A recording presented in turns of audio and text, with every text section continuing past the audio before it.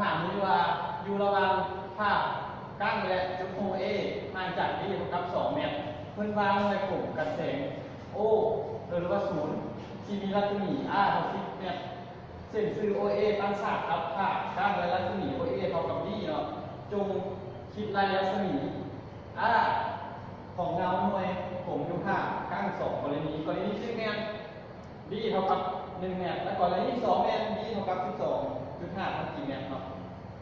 เขาไปอัดเต็มพูดไปแล้วว่านี่เนาะเอ๊ะเนี่ยเขาเป็นจุดกำเนิดแสงเนาะแล้ววางหน่วยกันแสงนี้เนาะ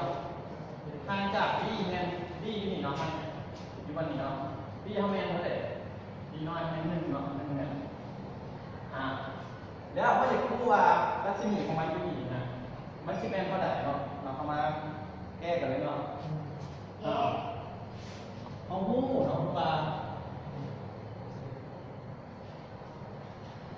จุด D เท่ากับ2เนี่ยเร็วทำไมเอาหูเนาะ D เท่ากับ2เนี่ยแล้ว D 1เท่ากับ1เนี่ย D 2เขาจะเท่ากับ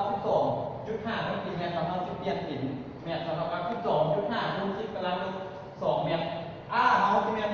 เท่ากับ10ทั้ง4เนี่ยเนาะแล้วเขาจะพูดว่านี่นะของรัศมีนะมันสิเท่ากับเท่าไหร่เนาะเอามาคิดอะไรกันเนาะว่าเอามาตามหลักเกณฑ์แต่แรกเนาะเขาจะเป็นส่วนน้อยมันจะเท่ากับ b ส่วน b 1เนาะแล้วเขาจะเท่ากับอยู่กับ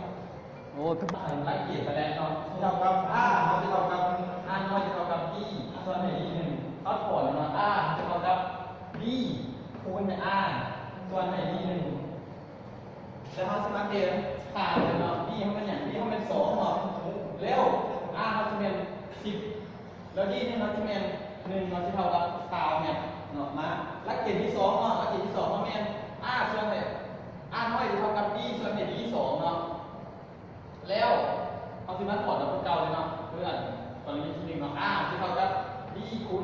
ส่วน b 2เนาะจะเท่ากับคูณ10ส่วน12.5คูณ10กำลังลบ2จะเท่ากับ